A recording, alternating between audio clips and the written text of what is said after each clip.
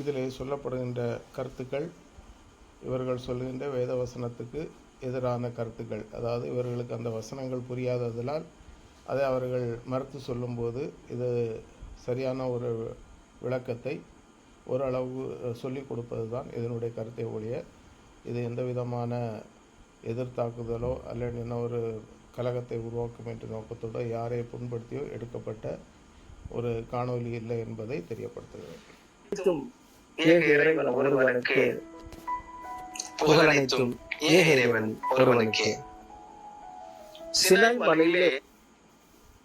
ஆம், புகழ் அனைத்தும் கர்த்தராகிய இயேசு கிறிஸ்து ஒருவனுக்கே என்று பைபிள் சொல்கிறது. அதையும் இவர்கள் ஏக இறைவன் என்று சொல்கிறார்கள்.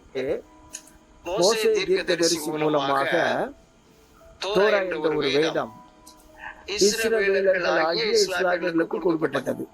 அதாவது இவர்கள் இஸ்ரவேலர்களாகிய இஸ்லாமியர்களுக்கு கொடுக்கப்பட்டது என்று சொல்கிறார்கள். இது எப்படி என்று இது ஒரு சின்ன குழந்தைக்கு கூட நன்றாகவே தெரியும். அதாவது கசஸ் 28:46 படி நாம் மோசேயை அழைத்த போது இவர் அங்கே இல்லை. இவர் என்றால் முகமது அங்கே இல்லை. இப்படி இருக்கும்போது இந்த இஸ்லாமியர்கள் அங்கே எப்படி வந்தார்கள் என்பது தான் யோசிக்க வேண்டும். அதாவது இவர்கள் சூரத்து தௌபா 9:123 படி காபீர்கள் உங்களிடம், அதாவது உங்களை கடுமையாக இருப்பதை நீங்கள் அவர்களிடம் கடுமையாக இருப்பதை அவர்கள் உணர வேண்டும். அந்த அளவுக்கு நீங்கள் செயல்படுங்கள் என்று சூரத் தௌபா 9:123 சொல்லப்பட்டுள்ளதை இவர்கள் என்ன செய்கிறார்கள் என்றால் கடைபிடிக்கிறார்கள் என்பதை புரிந்து கொள்ள வேண்டும். இந்த நெறிமுறைகளை வாழ்வியல் என்று சொல்லுகிறோம். அதைத்தான் நாம் இஸ்லாம் என்று சொல்லுகிறோம். சூரா, அதாவது இவர்கள் என்னன்னா ஏசாயா என்று சொல்கிற மோசேக்கு தேவன் கொடுத்த நியாயப்பிரமாணம், வாழ்வியல் சட்டங்கள், இதைத்தான் இவர்கள் இஸ்லாம் என்று சொல்கிறார்கள். அது எப்படி என்று நீங்கள் தான் சொல்ல வேண்டும். கசஸ் 28:46 படி மோசேயை நாம் அழைத்த போது இவர் அங்கே இல்லை. அதாவது இவர்கள் யார் என்பதை இவர்கள் நன்றாக தெரிந்திருப்பார்கள். ஆனப்பிறவும் இவர்கள் என்ன சொல்கிறார்கள் என்றால், தற்போது அவர்கள் யார் என்பதை, அதாவது குறைசி மதத்தில் பட்ட ஒரு கடவுளை இவர்கள் எடுத்து வைத்துள்ளதும், அல்லது தற்போது இவர்கள் சொல்கின்றது மோசேக்கு இறைவன் கொடுத்த வேதத்தை தான் நாங்கள் வைத்துள்ளோம், அதை அவர்கள் தவறுதலாக வைத்துள்ளார்கள் என்று சொல்வதை அவர்கள் சொல்கிறார்கள். அது அப்படி இல்லை என்பது எல்லாருக்கும் தெரியும். இவர்கள் எந்த அளவுக்கு விரோத மனப்பான்மையை சொல்கிறார் என்பதை பாருங்கள். இந்த தோரா என்ற வேதத்தை பின்பற்றியவர்கள் இஸ்ரவேலர்களாகிய இஸ்லாமியர்கள். அது எப்படி பார்த்தீங்களா? இஸ்ரவேலர்களாகிய இஸ்லாமியர்களாம். அதாவது எபிரேயத்தை சேர்ந்தவர்கள், எபிரேய மதத்தில் எபிரேய குலத்தை சார்ந்தவர்கள் இஸ்ரவேலர்கள். இவர்கள் பின் நாட்களில் யூத கலாச்சாரம், அதாவது யூத மக்களாக மாறினார்கள். ஆக பழைய ஏற்பாடு, இந்த பழைய ஏற்பாட்டின்படி, அதாவது ஏசாயா தீர்க்கதரிசியின்படி ஆபிரகாம் முதல் இயேசு கிறிஸ்து வரைக்கும் உள்ள சம்பவங்கள் வேத புஸ்தகத்தில் உள்ளது அனைத்தும் இயேசு கிறிஸ்துவின் காலத்தில் தெளிவாக நிறைவேறியுள்ளது. ஆக பழைய ஏற்பாட்டை பின்பற்றினவர்கள் இஸ்ரவேலர்கள் என்றும் இயேசு கிறிஸ்துவை பின்பற்றின கிறிஸ்தவர்கள் என்று சொல்லப்படும் போது பழைய ஏற்பாடையும் புதிய ஏற்பாடையும் இவர்கள் பரிசுத்த வேத புஸ்தகமாக கிறிஸ்தவர்கள் வைத்திருப்பது இவர்களுக்கு ஏன் இந்த பொறாமை என்பதுதான் தெரியவில்லை.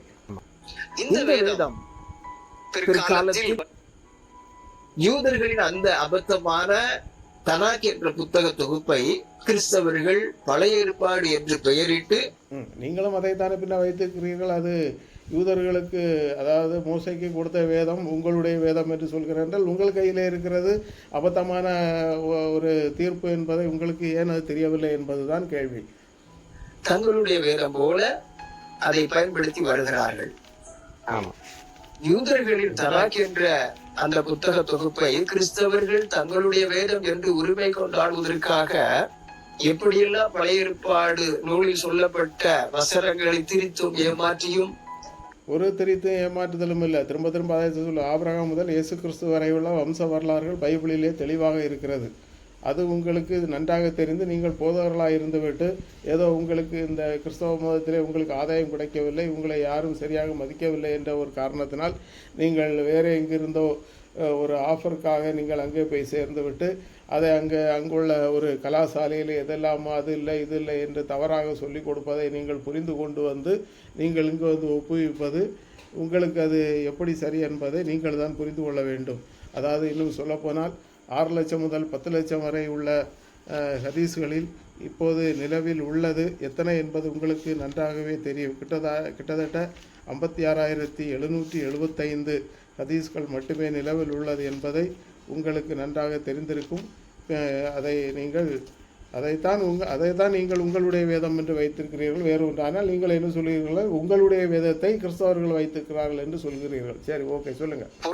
புதிய ஏற்பாடு நூலை தயாரித்திருக்கிறார்கள் என்பதை இவர்கள் கையாண்ட பல வார்த்தைகள், இதை மறைப்பதற்காக அவர்கள் பயன்படுத்திய வார்த்தைகள் தான் ஆவிக்குரிய அர்த்தம், இது ரகசியம், மறைபொருள், தேவ ஞானம், உள்ளார்ந்த அர்த்தம், நிழலாட்டம். இதெல்லாம் மக்களை ஏமாற்றுவதற்காக இவர்கள் கையாண்ட வார்த்தை பதங்கள். அதாவது பிரதர், கர்த்தர் மனிதர்களிடம் அழுத்தமாக மிக தெளிவாக குழந்தைக்கு சொல்ற மாதிரி புரியும்படி சொன்னாலே வணங்கா கழுத்துள்ள ஜனங்கள் கேட்க மாட்டாங்க, நல்லா தெரியும். இப்படி இருக்க இல்ல, அதாவது ஏற்கனவே ஒரு தவறு.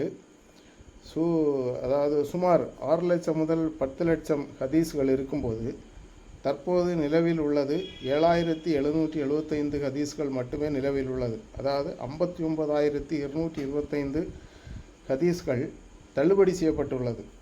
இதை நீங்கள் பார்க்க வேண்டுமானால் யூனூஸ் 10:47 நீங்கள் இன்னும் பார்க்க போனால் யூனூஸ் 10:47 அரபி சமூகத்துக்கு மட்டுமே ஜிப்ராயில் என்ற தூதன் அல்லது முகமது நபிக்கு வெளிப்படுத்தப்பட்டதாக உள்ள சம்பவங்கள் அனைத்தும் இந்த இடங்களிலே இருப்பதை நீங்கள் திரித்து மறைத்து சொல்வதை நீங்கள் தான் புரிந்து கொள்ள வேண்டும். அல்லாமல் பழைய ஏற்பாட்டில் சொல்லப்பட்டதை எந்த யூதர்களும் அல்லன கிறிஸ்தவர்களும் திரித்து மறிக்கவில்லை. நீங்கள் தான் உங்கள் வேதங்களையே திரித்து மறித்து இங்கு சொன்னதை அங்கு கேட்டு அங்கு சொன்னதை இங்கு கேட்டு இப்படியாக பற்பல 59,225 ஹதீஸ்கள் தள்ளுபடி செய்யப்பட்ட காரணம் என்ன என்பதை நீங்கள் தான் புரிந்து கொள்ள வேண்டும். இது மறைபொருள், இது ஆவிக்குரிய அர்த்தம், இது ரகசியம், இப்படி சொல்லுவாரா? சரிதானாங்க. கிறிஸ்தவத்தில் வரக்கூடிய புஸ்தகங்கள் அனைத்தும் இப்போ உங்களுடைய ரகசியங்களும் உங்களுடைய மறைப்பொருட்களும் உங்கள்கிட்ட கேட்டால் உங்களுக்கு தெரியுமா?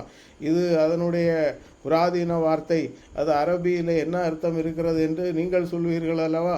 அதை விட நாங்கள் இங்கே ஒன்றும் குறைய ஒன்றும் இல்லை. இங்கு பைபிளில் சொல்லப்பட்டுள்ளது தெளிவாக புதிய ஏற்பாட்டில் நிறைவேறி உள்ளது. நீங்கள் தெளிவாக புரிந்து கொள்ள வேண்டும்.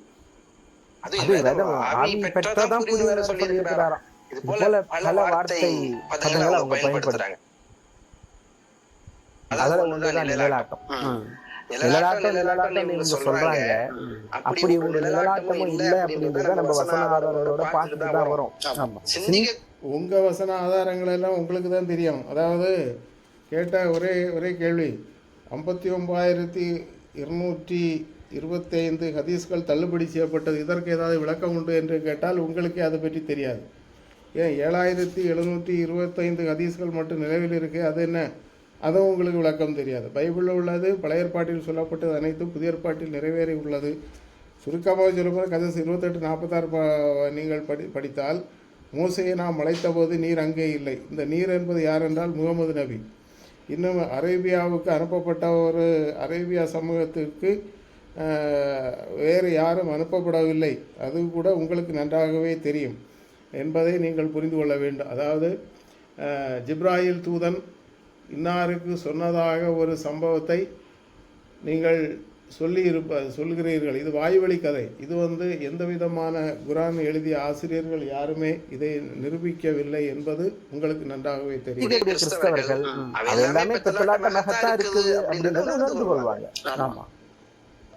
உங்களுக்கு புரியாத என்ன செய்ய முடியும்? அதாவது பழைய ஏற்பாடாகிய தோராவையும் இன்னும் புதிய ஏற்பாடையும் பார்த்து எழுதி உங்களுக்கு புரியாததையும் புரிந்து கொள்ள முடியாததையும் தள்ளுபடி செய்துவிட்டு ஒரு இன்னொரு புதிதாக ஒரு ஆயத்தை எழுதி வைத்திருப்பது என்பது எவ்வளவு தூரம் கேவலமான செயல் என்பதை நீங்கள் தான் சொல்ல வேண்டும். அதை நீங்கள் புரிந்திருப்பீர்கள் என்று நாங்கள் நினைக்கிறோம். யூதர்களின் பழைய ஏற்பாடு நூலுக்கும் கிறிஸ்தவர்களின் புதிய ஏற்பாடு நூலுக்கும் எந்த விதமான சம்பந்தமும் இல்லை என்பதை பார்த்தீங்களா என்ன அழகா துணிஞ்சு போய் சொல்லாவன்னு. பழைய ஆபிரகாம் முதல் இயேசு கிறிஸ்துவனுடைய பிறப்பு வரைக்கும் உள்ள வரலாறுகள் அனைத்தும் தெளிவாக எழுதப்பட்டுள்ளது. அதாவது ஆபிரகாம் ஈசாக்கை பெற்றான், ஈசாக் யாக்கோவை பெற்றான், இந்த இயேசு கிறிஸ்து தாவீதின் வம்ச வழியில் பிறந்தார் என்பது பைபிள் படி தெளிவாகவே உள்ளது. இதில் இவர்களுக்கு என்ன ஏற்றுக்கொள்ள முடியாத பிரச்சனை என்ன செய்ய முடியும்? அது அவர்களுடைய இது. அவர்கள் புரிந்து கொள்வதற்கு முடியாத காரியத்தில் இப்படி எங்கெங்கே இருந்து எது எது கரெக்டாக பொருந்தி வருகிறதோ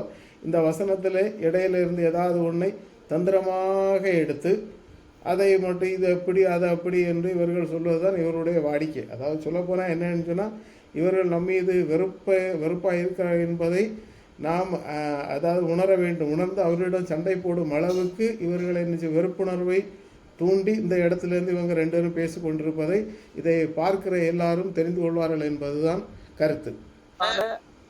ஆதாரங்களுடன் தொடர்ச்சியாக பார்த்து வருகிறோம். என்று நாம் பார்க்க விரும்பும் மற்றொரு ஆதாரம் யோவான் என்ற புத்தகத்திலே 19வது அதிகாரத்துல 34 37 வரை உள்ள வசனங்களை வாசியுங்கள். ஆகிலும் போர் சேவகரில் ஒருவன் ஈட்டியினாலே அவருடைய விலாவில் குத்தினான். உடனே இரத்தமும் தண்ணீரும் புறப்பட்டது. அதை கண்டவன் சாட்சி கொடுக்கிறான். அவனுடைய சாட்சி மெய்யாய் இருக்கிறது. நீங்கள் விசுவாசிக்கும்படி தான் சொல்லுகிறது மெய்யென்று அவன் அறிந்திருக்கிறான். அவருடைய எலும்புகளில் ஒன்றும் முறிக்கப்படுவதில்லை என்கிற வேத வாக்கியம் நிறைவேறும்படி இவைகள் நடந்தது. அல்லாமலும் தாங்கள் குத்தினவரை நோக்கி பார்ப்பார்கள் என்று வேறொரு வேத வாக்கியம் சொல்லுகிறது. அதாவது இதில் என்ன சொல்லி இருக்கிறது? அதாவது இயேசு கிறிஸ்து சிலுவையிலே அவர் மரித்துள்ளார், அவர் இறந்திருக்கிறாரா என்பதை பார்ப்பதற்காக ஒரு போர் சேவகன் விழாவிலே ஈட்டினால் குத்தினான் என்று பைபிளிலே தெளிவாக இருக்கிறது. ஆனால் அவர் என்ன மரித்து விட்டார். காரணம் அவருடைய எலும்புகள் ஒன்றும் முறிக்கப்படவில்லை. அவர் மறிக்காமல் இருந்திருந்தால் அவருடைய எலும்பை என்ன செய்திருப்பார்? கால் எலும்பை முறித்திருப்பார்கள். இதுதான் அந்த காலத்திலே, அதாவது அந்த இயேசு கிறிஸ்துவின் காலத்திலே உள்ள நடைமுறை சட்டமாக இருந்திருக்கிறது. அவருடைய கால் எலும்பு முறிக்கப்படவில்லை. அவரை குத்தினவர் நோக்கி பார்ப்பார்கள் என்றால் அவரை குத்தினவர்கள் அவரை நோக்கி பார்ப்பார். இதில் உங்களுக்கு என்ன பிரச்சனை? அவர் குத்தியிருக்கிறார், இரத்தமும் ஜலமும் வந்துள்ளது என்று அதிலே சொல்லப்பட்டுள்ளது. ஆனால் அவர் மெய்யாகவே நீதிமான் என்பதை அவர்களை பார்த்து அவர்கள் அறிந்து கொள்ள. இதிலே உங்களுக்கு என்ன மனசுக்கு கஷ்டமாக இருக்கிறது என்றால் கிறிஸ்தவத்துக்கு விரோதமாக யார் எழும்பி வந்திருக்கிறார்கள் என்பதை நீங்கள் புரிந்து கொள்ள வேண்டும். 37வது வசனத்துல அல்லாமலும் தாங்கள் குத்தினவரை நோக்கி பார்ப்பார்கள் என்று வேறொரு வேத வாக்கியம் சொல்லுகிறது. அதுக்கு முந்தின வசனத்துல அவருடைய எலும்புகளில் ஒன்று முறிக்க பார்த்தோம். அது நீதிமான்களுக்காக சொல்லப்பட்ட ஒரு வசனத்திலிருந்து இவர் எடுத்து எழுதியிருக்கிறார் என்பதை நம்ம பார்த்தோம். நீதிமான்களுக்கும் சொல்லப்பட்ட இயேசு கிறிஸ்து நீதிமானுக்கு நீதிமானாகவும் கடவுளுக்கு கடவுளாகவும் ரசூலுக்கு ரசூலாகவும் மேசியாவுக்கு மேசியாவாகவும் இருந்தார் என்பதை அந்த உங்கள் மதத்தை ஸ்தாபித்தவருக்கு ஏற்றுக்கொள்வதிலே மிக சிரமம். இந்த ஒரே காரணத்தினால அவரும் கடுப்பாக இருந்தார். அவர்களை பின்பற்றி நீங்களும் ரெண்டு பேரும் கிறிஸ்தவர்களுக்கு விரோதமாக நீங்கள் இங்கிருந்து என்ன வேத வசனத்தை கோர்த்து வருவது என்பதுதான் உங்களுக்கு கைவந்த கலையாக, அதாவது ஒரு மிக தந்திரமாக செயல்பட்டு ஒரு வசனத்தை எடுத்து வைத்துவிட்டு பொருந்தக்கூடிய வசனத்தையே எடுத்து வைத்துவிட்டு என்ன செய்வீர்கள்? நீங்கள் இதை போட்டு திரித்து மறித்து குழப்பி சொல்கிறது உங்க வேலை. சரி, சொல்லுங்க. ஓகே. 37வது வசனத்துல அவரை குத்தினார்கள், இதை இன்னொரு வேத வாக்கியம் சொல்லுகிறது என்று இந்த இடத்திலே சொல்லியிருக்கிறார். இது அவருடைய இரண்டாம் இயேசு கிறிஸ்து பகிரங்கமாக வருகின்ற சம்பவத்தை சொல்லி இருக்கிறது. அதாவது அந்த ஒரு குறிப்பிட்ட ஒரு மலையிலே, ஒலிவ மலையிலே அவர் கால் படும்போது அவரை குத்தினவர்கள் அவரை நோக்கி பார்ப்பார்கள் என்று பைபிளில் வசனம் இருக்கிறதுங்க. அப்போ அதாவது பொருந்தக்கூடிய வசனங்களை இப்படியும் வசனம் இருக்கிறது என்று சொல்வதை ஏற்றுக்கொள்வதில் உங்களுக்கு என்ன வயிற்றுக்கு கஷ்டமாக இருக்கிறதா? சரி, ஓகே, சொல்லுங்கள். அந்த வேத வாக்கியம் எந்த புத்தகத்தில் இருக்கிறது என்பதை பார்க்கலாமா? யோவான் புத்தகத்தில் யாரோ ஒருவர் சகரியாவின் 12வது அதிகாரத்தில் இருக்கிறது. நாம் ஏற்கனவே பார்த்தது போல இந்த சகரியா புத்தகத்தின் 9வது அதிகாரம் தொடங்கி 14வது அதிகாரம் வரை கள்ள தீர்க்கதரிசியால் எழுதப்பட்ட செய்தி.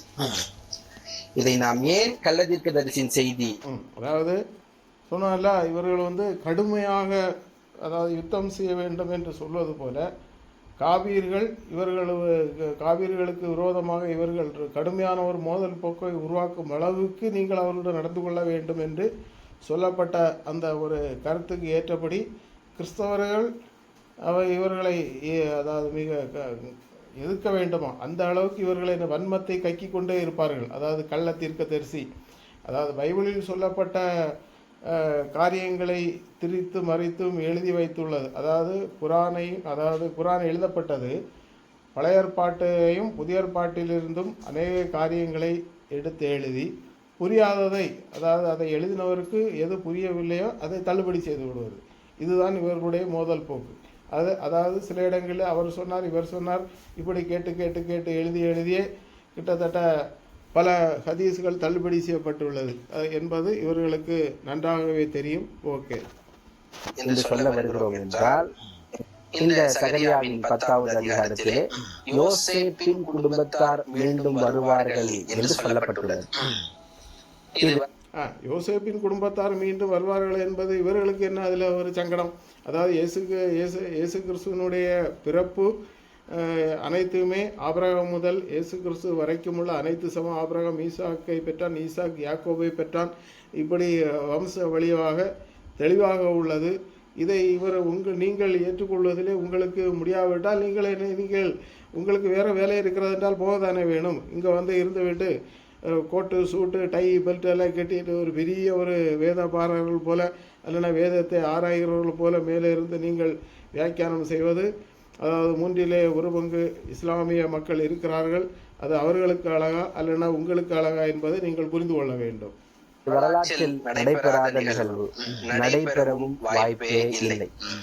ஏன் என்று சொன்னால், ஏசாயா தீர்க்கதரிசியின் 7வது அதிகாரம் 8வது வசனத்தின்படி அவர்கள் ஒரு ஜனமாய் இராதபடி கர்த்தரால் அளிக்கப்பட்டவர்கள்.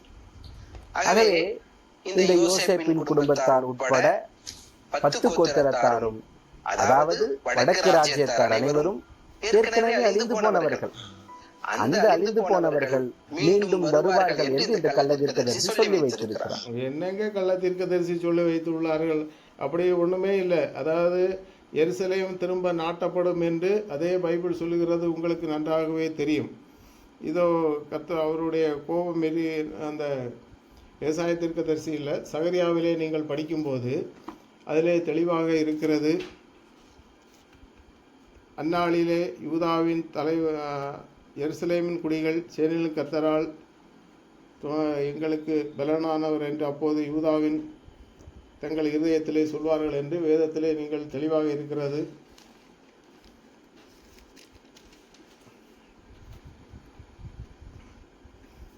அதாவது எருசலேம் திரும்பவும் தன் ஸ்தானமாகிய எருசலேமிலே குடியேற்றப்பட்டிருக்கும் என்று பைபிள் தெளிவாக சொல்கிறது. இதை கூட உங்களுக்கு ஏற்றுக்கொள்வதில் மிக சங்கடமாக இருக்கும் என்பதை நீங்கள் அறிந்து கொள்ள வேண்டும். காரணம், இப்போது சிதறடிக்கப்பட்ட யூதர்கள், அதாவது இஸ்ரேல் நாட்டின் தலைநகரமாக எருசலேம் அறிவிக்கப்பட்டு இப்பொழுது உலகத்தில் எல்லா இடங்களிலும், ஏன் இந்தியாவிலும் கூட கேரளா மாநிலம் இன்னுமாய் இந்தியாவிலே பம்பாய் போன்ற பெரும் பட்டணங்களிலே யூதர்கள் இருந்தார்கள். இவர்கள் தங்கள் சொந்த நாட்டுக்கு போய்விட்டார்கள் என்பது உங்கள் எல்லாருக்குமே தெரியும். ஆக வேதவசனம் முன்னுரைக்கப்படி எருசலேம் திரும்ப கட்டப்படும், அதாவது சிதறடிக்கப்பட்ட யூதர்கள் கூட்டி சேர்க்கப்படுவார்கள் என்று சொன்னதுபடியாகவும், அதாவது இஸ்ரேல் நாட்டின் தலைநகரமாக எருசலேம் அறிவிக்கப்பட்டு சிதறடிக்கப்பட்ட யூதர்கள் அங்கு சேர்ந்து கொண்டு இருப்பது உங்களுக்கு நன்றாக தெரியும்.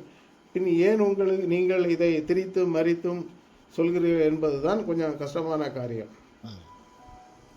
அது மட்டும் இல்லாம அதே சகரியாவுடைய புத்தகம் 11வது அதிகாரம் 14வது வசனத்துல இஸ்ரவேலுக்கும் யூதேயாவுக்கும் இடையே இருந்த சகோதரத்துவத்தை இதை எழுதிய கள்ள தீர்க்கதரிசி அற்றுப்போக பண்ணினானாம். அழிஞ்சு போன வடக்கு ராஜ்யத்தோடு யூதா மக்களுக்கு எப்படி உறவு இருந்திருக்க முடியும்? அப்படி உறவு இருந்தாதானே அற்றுப்போக பண்ண முடியும். இல்லாத ஒண்ண இருக்கிற மாதிரி வரலாறு தெரியாம எழுதி வைத்திருக்கான் இந்த கள்ள தீர்க்கதரிசி. இது கள்ள தீர்க்க அப்படி இல்லைங்க. யோவான் திருமுழுக்கு யோவான் பிறந்தது இந்த தீர்க்கதரிசியினால் உரைக்கப்பட்டது அனைத்தும் என்பது உங்களுக்கு தெரியாமலா இருந்திருக்கிறது. அவர் தன்னுடைய ஆலயத்திலே போய் தன்னுடைய வழக்கத்தின்படி பூஜை செய்யும்போது அவருக்கு அருளப்படுகின்ற அந்த ஒரு குழந்தை பாக்கியம் அதுதான் அவர் பிற்காலத்திலே திருமுழுக்கு யோவானாக, அதாவது இயேசு கிறிஸ்துவுக்கு ஞானஸ்நானம் கொடுத்த ஒரு யோவானாக சகரியா தீர்க்கதரிசிக்கு பிறந்துள்ளார். இந்த சம்பவங்கள் பைபிளிலே தெளிவாக இருப்பது உங்களுக்கு தெரியும். இருந்தும் நீங்கள் அதை திரித்து மறித்தும் உங்களுக்கு ஏற்பதை மறுத்து நீங்கள் சொல்வதை நீங்கள் புரிந்து கொண்டிருப்பீர்கள் என்று தெரிகிறது. அந்த வசனங்களை வாசியுங்கள். நிச்சயமா நான் வாசிக்கிறேன். சகரியா தீர்க்கதரிசியின் புத்தகத்திலே இணைக்கப்பட்ட இணைப்பு புத்தகம் 12வது அதிகாரம் 10வது வசனம். அது என்னங்க இணைக்கப்பட்ட இணைப்பு புத்தகம்? சகரியா தீர்க்கதரிசி புத்தகத்திலே எத்தனை புத்தகம் இருக்கிறது அத்தனையும் இருக்கிறது. அதாவது அது 14 அதிகாரம் இருக்கிறது. இவர்கள் 12ஆம் அதிகாரத்தை சொல்கிறார்கள் இணைக்கப்பட்ட புத்தகமா? என்ன பிரிச்சிருக்கையா? எல்லாம் நீங்க இருந்துட்டு பொய்யெல்லாம் சொல்லி விடுங்க. நல்லா சொல்லுங்க. குடும்பத்தாரின் மேலும் எருசலேம் குடிகளின் மேலும் கிருபையின் ஆவியையும் விண்ணப்பங்களின் ஆவியையும் ஊற்றுவேன். அப்பொழுது அவர்கள் தாங்கள் குத்தின என்னை நோக்கி பார்த்து, ஒருவன் தன் ஒரே பேரானவனுக்காக புலம்புகிறது போல எனக்காக புலம்பி, ஒருவன் தன் தலைச்சன் பிள்ளைகளுக்காக துக்கிக்கிறது போல எனக்காக மனம் கசந்து துக்கிப்பார்கள். சகரியா 12:10 வசனத்தை வாசிக்கிறீங்க இல்லையா? எங்க இந்த வசனம் எங்க இது எப்போதைக்கு சொல்லப்பட்டுள்ள என்பது உங்களுக்கு நன்றாக தெரியுமா? அதாவது உலகத்தினுடைய ராஜ்யங்கள் அனைத்தும் எருசலேமுக்கு விரோதமாக வரும் என்பது பைபிளில் சொல்லப்பட்டுள்ளது. இப்போது நடக்கிறது உங்களுக்கு தெரியும் தானே. அதாவது ஈரான் போன்ற நாடுகள், இன்னுமாய் பாலஸ்தீனம், நீங்கள் சொல்லுகின்ற உங்களுடைய காசா, கடந்த நாட்களிலே இஸ்ரேல் நாட்டில் உள்ள அயன் டோம் மீது தாக்குதல் நடத்தி கிட்டத்தட்ட 1 வருடங்களுக்கு மேலாக யுத்தங்கள் நடந்து கொண்டிருக்கிறது. அந்த யுத்தத்தை நடத்துவதற்கு காரணம் யார்? சும்மா இருந்த எருசலேமை சீண்டியது யார் என்பது உங்களுக்கு நன்றாகவே தெரியும். இதற்கு காரணம் என்ன என்பதும் உங்களுக்கு நல்லாகவே தெரியும். ஆக எருசலேமை எல்லாருக்கும் தத்தளிப்பின் பாத்திரமாக நடத்தும். இதற்கு காரணம் என்ன, ஏன் இந்த சம்பவம் என்பது 2வது கதை. இது வேண்டுமானால் இன்னொரு முறை நீங்கள் இதை பற்றி சொன்னால் அதற்கு விளக்கம் கொடுக்கப்படும். பின்பு இது இவ்வளவு நடந்த பிற்பாடு என்ன நடக்கும் என்பது தான் இனி உள்ளது. நீங்கள் சொல்லுங்க. ஓகே. இந்த அதிகாரத்துல முதல்ல இருந்து பார்த்தோம்னா கர்த்தர் சொல்லுகிறார் அப்படின்னு இந்த கள்ள தீர்க்கதரிசி என்ன சொல்றார்? இந்த எருசலேம் யூதா தேசம், அதாவது பைபிளில் எழுதப்பட்டுள்ள காரியங்கள் நிறைவேறி கொண்டிருக்கிறது. இதை கள்ள தீர்க்கதரிசி என்று சொல்ற. பைபிளை பார்த்து அதாவது தோராவையும் இஞ்சிலையும், அதாவது பழைய ஏற்பாட்டையும் புதிய ஏற்பாட்டையும் பார்த்து எழுதினவர் என்ன தீர்க்கதரிசி என்பதை நீங்கள் தான் சொல்ல வேண்டும். இன்னொரு குறைசி மத பிரிவில் உள்ள 3 பெண் மக்களின் அப்பாவான, அதாவது லாத்தா, மலாத்தா, உஷா என்ற துபால், இப்படி பல தெய்வங்களுக்கு இணை கடவுளான 3 பெண் பிள்ளைகளின் அப்பாவான அந்த ஒரு அல்லாஹ் என்பவரை பிடித்து இன்னும் ஒரு இவர்தான் ஏக கடவுள் என்று ஒரு மனிதன் சொல்வார் என்றால் இது எப்படி என்பதை நீங்கள் தான் புரிந்து கொள்ள வேண்டும். இன்னுமாய் அந்த தேவன் மோசேக்கு சீனாய் மலையிலே அந்த தோரா என்ற வேத புஸ்தகத்தை கொடுத்தார். அது பூர்வ குடிகளான இஸ்ரவேலர்களுக்கு அதாவது என்பதை நீங்கள் எப்படி மாற்றி சொல்கிறீர்கள்? இஸ்ரவேலர்களாகிய இஸ்லாமியர்கள் என்று சொல்வது இது என்ன தீர்க்க தரிசனம்? இது கள்ள தீர்க்க தரிசனமா இல்லைன்னா வேறு என்றா என்பதை நீங்கள் நன்றாக புரிந்து கொள்ள வேண்டும். வலிமைமிக்க ஒரு தேசமாக இருக்கும் என்று இந்த கள்ள தீர்க்கதரிசி எழுதி வைத்திருக்கிறார். வசனத்துல என்ன போட்டிருக்கான்னா, பாரமான கல்லாகவும் தத்தளிப்பின் பாத்திரமாகவும் எருசலேமும் யூதாவும் இருக்கும் சொல்லியிருக்கான். நம்ம சரிதானங்க. அதாவது அந்த எருசலேம் நகரத்துக்கு விரோதமாக இப்பொழுது நடந்து கொண்டிருக்கிற யுத்தங்கள் உங்களுக்கு தெரியாதா? எருசலேமே பாரமான கல்லாக்குவேன் என்றால் சொல்லப்பட்டுள்ளது. இனி இறுதி காலத்தில் என்ன நடக்கும்? அந்த எருசலேமிலே இன்னொருவன் வந்து இருப்பான். அவன்தான் நானே கடவுள் என்று சொல்லி அங்கு ஒருவன் வந்து இருப்பான். 3வது ஆலயம் கட்டப்படும் என்று பைபிளிலே தெளிவாக இருக்கிறது.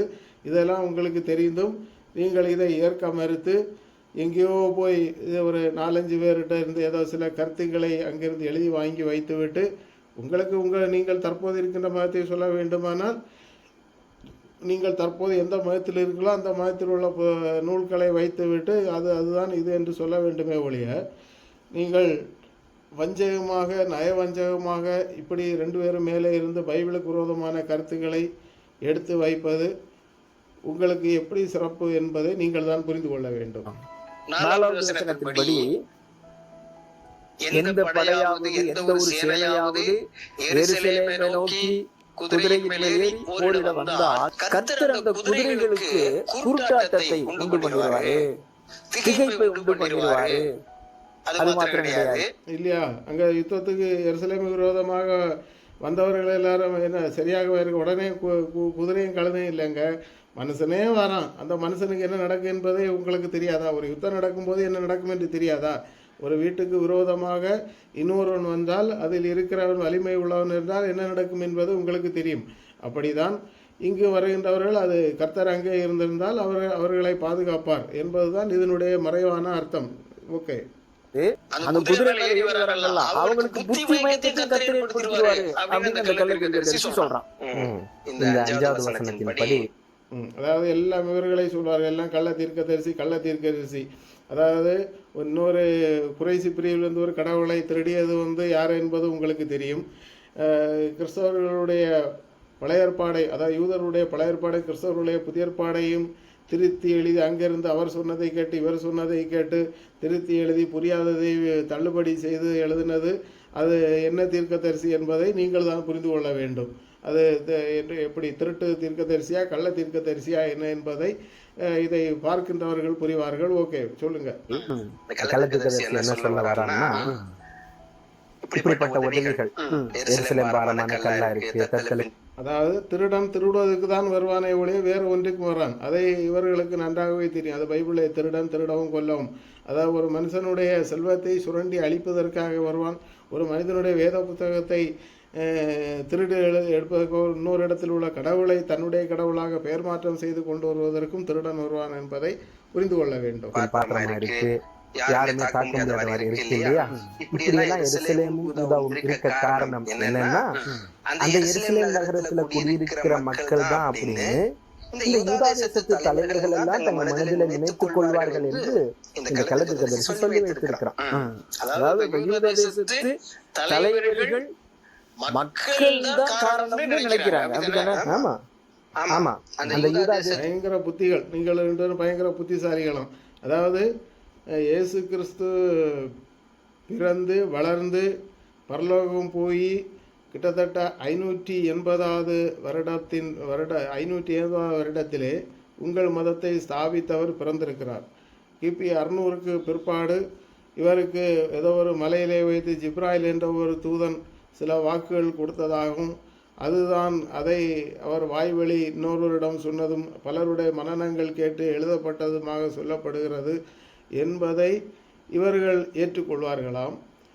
அப்போ இயேசு கிறிஸ்துவனுடைய காலத்திற்கு கிட்டத்தட்ட 500 வருடங்களுக்கு பிற்பாடு நடந்த சம்பவங்கள் 3600 வருடங்களுக்கு முன்பு எழுதப்பட்டுள்ளவைகள் இவர்களுக்கு இன்னார் கொடுத்ததாக என்ன அழகாக திருட்டுத்தனமாக கதைகளை மாற்றுகிறார்கள் என்பதை வைத்து இதில் யார் கள்ள தீர்க்கதரிசி யார் திருடர்கள் என்பதை இதை பார்க்கின்றவர்கள் புரிந்து கொள்வார்கள். தலைவர்கள் அப்படி நினைச்சதுனாலே என்னவோ அவங்களை பயன்படுத்தி கர்த்தர் அதன் சுற்றியுள்ள எல்லா தேசங்களையும் அழித்தார்னு 6வது வசனத்துல இந்த கள்ளத்தீர்க்கதரிசி சொல்லி வச்சிருக்காங்க. என்ன இப்ப என்ன நடக்க தெரியலையாங்க? எந்தெந்த நாடுகளில் உள்ளவர்கள் எல்லாம் ஓடி ஒளிவதும், சில தலைவர்கள் மரித்ததும், இன்னும் சம்பவங்கள் நடந்ததெல்லாம் உங்களுக்கு தெரியாத. இப்பொழுது எருசலேம் நாட்டிலே மத்திய கிழக்கு நாடுகளிலே நடக்கின்ற யுத்தங்கள் உங்களுக்கு தெரியாதா? அதாவது படித்து விட்டு நான் உடம்பு பூரா சில சம்பவங்களை தீவிரமான காரியங்களை செய்வதற்காக ஒட்டி விடுவர்கள் யார் என்பதை, அப்படி வருகிறவர் யார் என்பதை உலகமே நன்றாக அறியும். உலகம் உற்று நோக்கி கொண்டு தான் இருக்கிறது. சரி, ஓகே. அதுக்கப்புறம் இந்த கள்ளத்தீர்க்கதரிசி என்ன சொல்லி வச்சிருக்கிறாங்கன்னா, 7வது வசனத்தின்படி குடி இல்லாமல் இருந்த எருசலேம் மீண்டும் குடியேற்றம். இதுல உங்களுக்கு என்ன பிரச்சனை? குடி இல்லாமல் இருந்ததுன்னு சொன்னால் சில நாட்களுக்கு முன்பு என்ன நடந்தது? என்ன நடந்தது என்று ஆதியாகமம் பகுதியிலே தெளிவாக பார்க்க முடியும். எருசலேமில் உள்ள யூதர்கள் பல இடங்களில் சிதறடிக்கப்பட்டார்கள். ஆனால் தற்போது, அதாவது கழிந்த 5-10 வருடங்களுக்கு முன்பு எருசலேம் திரும்ப கட்டப்படும். அதேபோல் இஸ்ரவேல் நாட்டின் தலைநகரமாக எருசலேம் அறிவிக்கப்பட்டது. இப்பொழுது இந்தியாவிலே எந்த இடத்திலுமே எந்த விதமான யூதர்களும் இல்லை. அந்த யூதர்கள் எல்லாரும் தங்கள் சொந்த நாட்டு போய்விட்டார்கள். இதன்படி பார்க்கும்போது எருசலேம் திரும்ப கட்டப்படும் என்பதே அவர்களை திரும்பவும் கொண்டு வந்து சேர்ப்பேன் என்று சொன்ன வேதவசனம் நிறைவேறி கொண்டிருப்பதை ஏற்பதற்கு இவர்களுக்கு ரொம்ப சங்கடமாக தான் இருக்கிறது. என்ன இருந்தாலும் வேதவசனம் சொல்லப்பட்டது அனைத்தும் நடந்தேறி கொண்டிருப்பதும் இவர்களுக்கு நன்றாகவே தெரியும். இப்படி நடப்பதும் வேதத்தில் சொல்லப்பட நிறைவேறி கொண்டிருப்பதை ஏற்பதற்கு இவர்களுக்கு மனம் இடம் கொடுக்கவில்லை. அதாவது காழ்ப்புணர்ச்சி என்று நாம் பொதுவாக சொல்வார்கள் அல்ல, அதே போல பொறாமை இவர்களை அண்டி கொண்டு இருக்கின்ற ஒரே காரணத்தினால் இவர்கள் வேதவசனத்துக்கு விரோதமாக பைபிளை கையிலே எடுத்து வைத்துவிட்டு அதற்கு விரோதமாக இவர்கள் சொல்வதை நீங்கள் நன்றாக பார்க்கின்ற மக்கள் அறிவார்கள் அப்படின்னு சொல்லியிருக்கிறான். 6வது வசனத்து வரைக்கும் நம்ம என்ன பார்த்தோம்? எருசலேம் ரொம்ப ஒரு வலுவான நகரம்னு பார்த்துட்டு இருந்தோம். எதிர்த்து வரக்கூடிய எல்லா தேசங்களையும் அழிக்கக்கூடிய வல்லமை இருந்துச்சுன்னு பார்த்தோம். இப்ப 7வது வசனத்துல அவங்க குடியில்லாத தேசம் மறுபடியும் கட்டப்பட்டு போட்டிருக்க ஏதாவது சேர்க்கை இருக்கா பாருங்க. என்ன சேர்க்கை இல்லையா? எருசலேம் குடியில்லாமல் போன நாள், அதாவது யூதர்கள் எருசலேமை விட்டு துரத்தி அடிக்கப்பட்ட சம்பவங்கள் இருந்துச்சா இல்லையா? அது உங்களுக்கு நன்றாகவே தெரியும். இப்பொழுது யூதர்கள், அதாவது இஸ்ரவேல் நாட்டின் தலைநகரமாக எருசலேம் ஆனது முதற்கொண்டு ஆங்காங்கே சிதறியிருந்த யூதர்கள், பல தலைமுறைக்கு பின்பு சிதறியிருந்தவர்கள் தங்கள் சொந்த நாட்டுக்கு திரும்பி வந்து எருசலேம் கட்டப்பட்டதே, இதை ஏற்பதற்கு உங்களுக்கு எவ்வளவு மன வருத்தம், பொறாமை, வஞ்சக புத்தி இதெல்லாம் இருப்பதாகத்தானே இதை பார்க்கின்றவர்கள் புரிவார்கள். ஏதோ நல்லதை நினையுங்கள், நல்லதே நடக்கட்டும். தொடர்பு இருக்கா? தொடர்பு இல்லை. அதாவது இந்த 6வது வசனத்தின்படி யூதா தேசத்து தலைவர்கள் சுற்றி இருக்கக்கூடிய எல்லா தேசத்தையும் அழிச்சாங்களாம். அப்படி அவங்க அழிச்சிருந்தாங்கன்னா அந்த தேசத்துல தான் குடி இல்லாம போகும். ஆனா இந்த 7வது வசனத்துல எருசலேம்ல குடி இல்லாம போகும், கர்த்தர் மீண்டும் வச்சிப்பார்னு போட்டிருக்கான். அதே 7வது வசனத்துல என்ன, அதாவது வேற ஒன்றும் இல்லைங்க. இனி உள்ள சம்பவங்கள் இயேசு கிறிஸ்துவனுடைய பகிரங்க வருகை, அதாவது இந்த எருசலேம் நாட்டில் யுத்தம் நடக்கிறது. இன்னுமாய் பற்பல காரியங்கள் எருசலேமுக்கு விரோதமாக பல நாடுகள் வந்து சேரும். இதுவும் பைபிளில் தெளிவாக இருக்கிறது. அவரை இனி இறுதியாக இயேசு கிறிஸ்து பகிரங்கமாக வரும்போது ஒலிவமலையிலே அவருடைய கால்படும். அப்பொழுது அந்த ஒலிவமலை 2ஆக பிளக்கும் என்றெல்லாம் வேத புஸ்தகத்திலே இருக்கின்ற காரியங்கள் தான் சகரியா தீர்க்கதரிசியின் புஸ்தகத்திலே எழுதப்பட்டுள்ளது. இதை இனி இவர்கள் விவாதிப்பதற்காக இவ்வளோ நேரம் நமக்கு தேவையில்லை. நடக்கப் போகின்ற காரியங்கள் இனி நடக்கும். அப்பொழுது அவரை, ஐயோ இவரை இதெல்லாமா என்னுடைய முற்பிதாக்கள் குத்தினார்கள் என்று மக்கள் சுற்றியுள்ள அதை குத்தினவர்கள் இவரை பார்த்து, இயேசு கிறிஸ்துவை பார்த்து புலம்புவார்கள் என்றெல்லாம் வேதத்திலே தெளிவாக இருக்கிறது. ஆக இவர்கள் கிறிஸ்தவத்தின் மீதும் யூதத்தின் மீதும் இவர்களுக்கு மகா கசப்பு, வெறுப்பு, வன்மம், பொறாமை அனைத்தும் இவர்கள் இருக்கின்ற ஒரே காரணத்தினால் இந்த வசனங்களை இவர்கள் எடுத்து வைத்துவிட்டு பைபிளுக்கு விரோதமாக இவர்கள் செயல்படுவது என்பது எவ்வளவு ஒரு துக்ககரமான காரியம் என்பதை இதை பார்க்கின்றவர்கள் புரிந்து கொள்வார்கள். யாரெல்லாம் வருவாங்க, எப்படி வருவாங்க லிஸ்ட் கொடுக்கிறாரு. முதலாவது யூதா தேசத்து மக்கள் வருவாங்களாம், அதன் பிற்பாடு எருசலேம் குடிமக்கள் வருவாங்களாம், அதன் பிற்பாடு தாவீதின் குடும்பத்தார் வருவாங்க அந்த எருசலேமுக்குள்ள அப்படின்னு உளறி வச்சிருக்கான். 8வது வசனத்தின்படி கர்த்தர் எருசலேமை காப்பாற்றுவாராம். அங்க தள்ளாடுகிறவன் கூட தாவீதை போல திடகார்த்தமா இருப்பானா. தாவீதினுடைய குடும்பத்தை எங்க இப்ப இஸ்ரவேலில் உள்ள பல மக்கள் பாதுகாக்கப்படுகிறார்கள் என்பது உங்களுக்கு தெரியவில்லையா? தெரியும் தானே. இஸ்ரவேலில் யுத்தம் கடுமையாக நடக்கிறது. யுத்தம் என்று நடக்கும்போது பலர் மரிப்பார்கள்.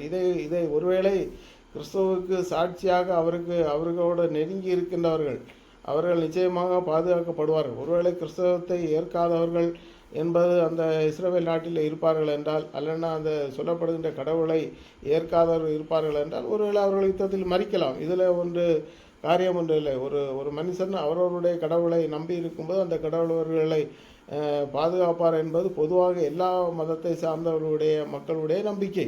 அப்போ இஸ்ரவேல் நாட்டிலே அவர்கள் யெகோவா தேவனை நம்பி இருக்கின்றவர்களை அவர் கைவிடுவது இல்லை என்பது வேதவசனத்தின்படி, அவர்களையெல்லாம் அவர் காப்பாற்றுவார் என்பதை வேதவசனத்தின்படி நீங்கள் ஏற்கனவே விவாதித்திருக்கிறீர்கள்.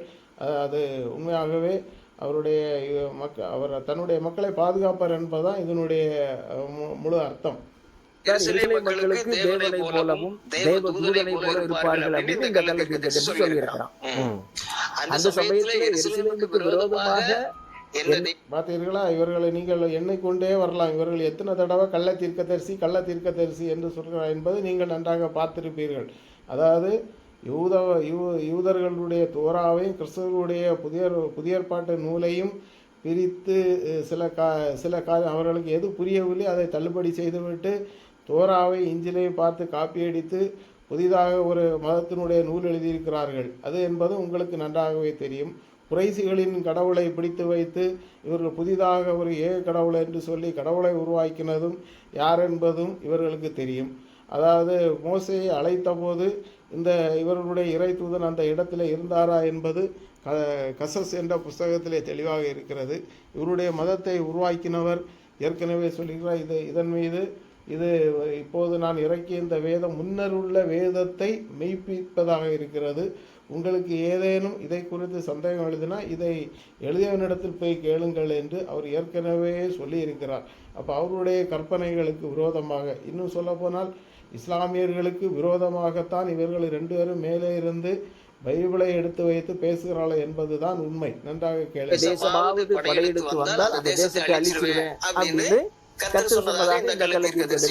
என்னங்க உங்க 2 பேருக்கு விரோதமாக இன்னும் வேற யாரும் வந்தாங்கன்னு சொன்னால் அவங்கள நீங்கள் எதுக்க மாட்டீங்களா? அதே போல் இஸ்ரவேல் நாட்டுக்கு விரோதமாகவோ அவருடைய பிள்ளைகளுக்கு விரோதமாகவோ ஒருவர் எழும்பி வரும்போது கர்த்தர் அவர்களை அழித்தவர்களை பாதுகாப்பார் என்று சொல்வதிலே உங்களுக்கு என்ன வயிற்று வேலை?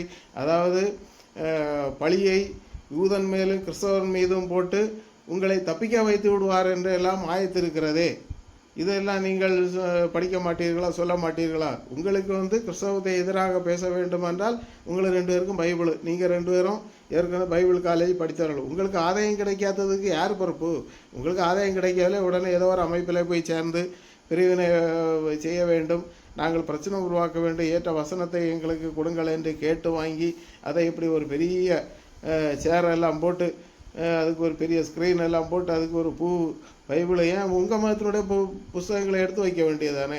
அதாவது யாக்கோபுக்கு மரணம் நேரிட்ட போது நீங்கள் யாரை சேவிப்பீர்கள் என்று கேட்டபோது ஆபிரகாம், இசாக்கு, யாக்கோபு, இஸ்மாவேல் எங்கே போனார், எங்கே வந்தார், அதையும் இங்கே சேர்த்துருக்காரு. அப்போ அது பைபிளில் என்ன இருக்குன்னா ஆபிரகாம், ஈசாக்கு, யாக்கோபு என்பவர்களுடைய முற்பிதாக்களுடைய தெய்வத்தை ஆராதிப்போம் என்று சொல்லியிருக்கார். அந்த வசனம் தான் இங்கே இருக்கிறது. அப்போ இது காப்பியடிக்கப்பட்டதா இல்லையா? இப்படி யூதர்களின் தோராவையும் கிறிஸ்தவர்களுடைய புதிய ஏற்பாடையும் நீங்கள் பிடித்து வைத்து இது பிட், அதாவது ஃபுல் காப்பிரைட் என்பது தான் இதனுடைய அர்த்தமே ஒழிய, ஒரு பைபிளை வைத்து தான் ஒரு மனிதன் இப்படி தெளிவாக இது பண்ண முடியுமே ஒழிய, உங்களில் இருக்கின்ற அந்த இத்தனை ஹதீஸ்கள் இருக்கிறதே, ஒரு ஹதீஸ் அது ஒன்றுக்கு ஒன்று பொருந்துமா? அதாவது குரானை கேட்டால் ஹதீஸ் என்பீர்கள், ஹதீஸ் என்றால் குரான் என்பீர்கள், பலதை கேட்டால் அது நாங்கள் ஏற்கவில்லை, இதை நாங்கள் தள்ளுபடி செய்து விட்டோம். அப்போ தள்ளுபடி செய்த ஆயத்துக்களை என்ன சொல்ல போகிறீர்கள்? இதை கேட்டால் உங்களுக்கு அதெல்லாம் என்ன செய்யாது, உங்களுக்கு தெளிவாக என்ன செய்ய தெரியாது. ஆகவே இப்படி பற்பல ஆயத்துகள் தள்ளுபடி செய்தது என்பது உங்களுக்கு நன்றாகவே தெரியும். சரி, இனி அடுத்த என்ன சொல்ல வரீங்கன்னு பார்ப்போம். அடுத்து 10வது வசனம். இந்த வசனத்தில் இடையிலுள்ள ஒரு பகுதியை தான் யோவான் இயேசுவுக்காக பொறுத்து எழுதியிருக்கிறார்.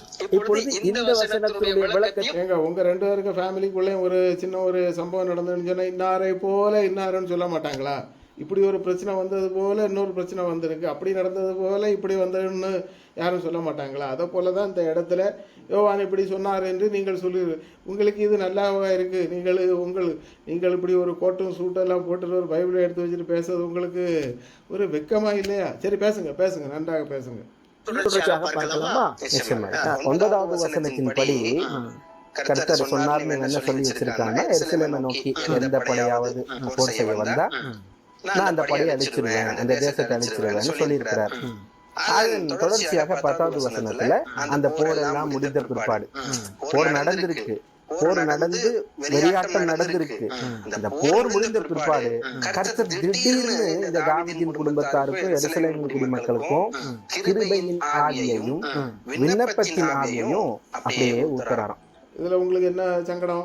கிருபையின் ஆவி விண்ணப்பத்தின் ஆவின்னு சொன்னாலே பைபிளில் ஏற்கனவே இருக்கிறது. எருசலேம் நகரத்துக்காக வேண்டிக் கொள்ளுங்கள் என்று தெளிவாக இருக்கிறது.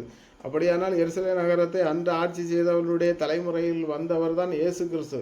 அந்த இயேசு கிறிஸ்து தான் இன்னும் 1000 வருஷ அரசாட்சி என்று சொல்லும்போது அவர் சிங்காசனத்தில் இருப்பார் என்பதை நீங்கள் தெளிவாக புரிந்து கொள்ள வேண்டும்.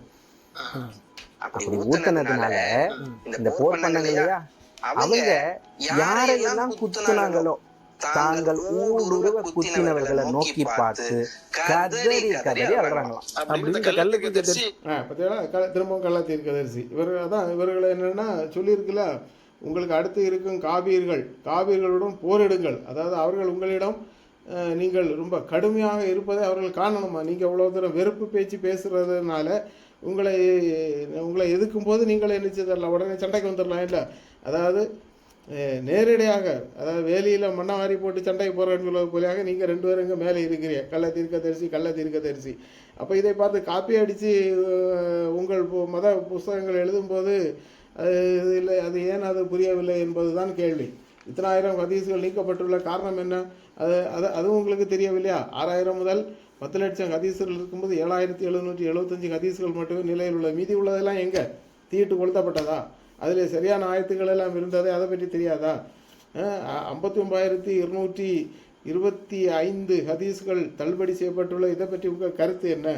இதையெல்லாம் நீங்கள் தெளிவாக புரிந்து பைபிளை நீங்கள் சொல்ல வேண்டும். இன்னுமாய் சகரியா தீர்க்கதரிசி சொல்லப்பட்டுள்ள என்ன என்றால், அந்த ஒலிவமலையின் மீது கர்த்தருடைய கால்கள் வந்து படும்போது அந்த ஒலிவமலை 2ஆக பிளக்கும் என்று தான் பைபிளில் இருக்கிறது. அப்போது குத்தினவர்கள் நோக்கி பார்ப்பார்கள் என்று பைபிளில் இருக்கின்ற காரியங்கள் நிறைவேறத்தக்கதாக இப்படிப்பட்ட காரியங்கள் எழுதப்பட்டுள்ளது. எனவே நீங்கள் மேலே இருந்து கொண்டு இப்படியாக பைபிளுக்கு விரோதமாக சில பகுதிகளை யாரிடமோ கேட்டுட்டு வந்து அதை அப்படி சொல்லி இது எப்படி என்று பைபிளுக்கு விரோதமாக பொய் கருத்துக்களை சொல்லி அவர்களிடம் பணம் பெற்றுக்கொண்டு இப்படி குளிர் காய்ந்து கொண்டு இருப்பது உங்களுக்கு எந்த அளவுக்கு நல்லதாக இருக்கும் என்பதை நீங்கள் தான் தெளிவாக புரிந்து கொள்ள வேண்டும். குரான்களும் ஹதீஸுகளும் எப்படியெல்லாம் எழுதப்பட்டுள்ளது, எத்தனையெல்லாம் தள்ளுபடி செய்யப்பட்டுள்ளது என்பதை எல்லாத்தையும் முதலாவது ஆராய்ந்து, அதாவது மறுமைக்கு தெளிவாக மறுமையை அடைவதற்கு யார் காரணம்? ஒரு மனிதன் கர்த்தராகிய இயேசு கிறிஸ்து தெய்வமாக ஏற்றுக்கொள்ளும் போது ஒரு மனிதனுடைய பாவங்கள் மன்னிக்கப்படுவது பரிசுத்த இரத்தம் சிந்தப்பட்டுள்ளது என்பதை அனைத்தையும் நீங்கள் அறிந்துவிட்டு நீங்கள் வேண்டாம் என்று இன்னொரு மதத்துக்கு நீங்கள் போகிறீர்கள், அது பிரச்சனை இல்லை. உங்களுக்கு நீங்கள் போகின்ற மதத்திலே சென்று அந்த மதத்தில் உள்ள நூல்களை படித்து இன்னுமாய் நித்திய ஜீவன் இது என்பதுதான் நீங்கள் தெளிவாக புரிய வேண்டுமே ஒழிய, நீங்கள் இன்னொரு மதத்தை எடுத்து வைத்து அதில் வியாக்கியானம் செய்வது போல அதில் கள்ள தீர்க்கதரிசி என்று சொல்லி ஒரு வெறுப்பை உருவாக்கி அது உங்களுக்கு எந்த அளவுக்கு சரி என்பதை நீங்கள் புரிந்து கொள்ள வேண்டும். 3 ஒரு பகுதி இஸ்லாமியர்களுடைய இஸ்லாம் மதத்தின் மக்களினுடைய நன்மதிப்பை பேணி காக்க வேண்டிய நீங்கள் அவர்களே உங்களுக்கு விரோதமாக வராத அளவுக்கு நீங்கள் உங்களை பார்த்து கொள்ள வேண்டும் என்பதை தெரியப்படுத்தி, இந்த வேத வசனங்கள், அதாவது சகரியா புஸ்தகம் இயேசு கிறிஸ்துவனுடைய பகிரங்க வருகையை முன்குறிக்கின்ற ஒரு புஸ்தகம்தான் என்பதை நீங்கள் தெளிவாக புரிந்து கொள்ள வேண்டும். உடனே அது இல்லை இது இல்லை என்று சொல்லி நீங்கள் தேவையில்லாத ஒரு மன வருத்தத்தையும் விரோத மனப்பான்மை உருவாக்குவது தவறு என்பதை இதன் மூலம் சொல்கிறோம். சகரியா புஸ்தகம் இயேசு கிறிஸ்துவனுடைய பகிரங்க வருகை, அதாவது ராஜாவாக வரும்போது பகிரங்கமாக பூமியிலே, அதாவது ஒலிவமலையிலே தான் அவர் கால் இறங்கும் என்று, அதாவது அவர் அங்கிருந்த ஒலிவமலையிலிருந்து தான் மேலே போனால் ஒலிவமலையிலே தான் திருப்பி வந்து இறங்குவார் என்பது வேதவாக்கு. அதிலே நடக்கப் போகின்ற காரியங்கள் தான் இதிலே சொல்லப்பட்டுள்ளது என்பதை நீங்கள் புரிந்து கொள்ள முயற்சியுங்கள். ஓகே.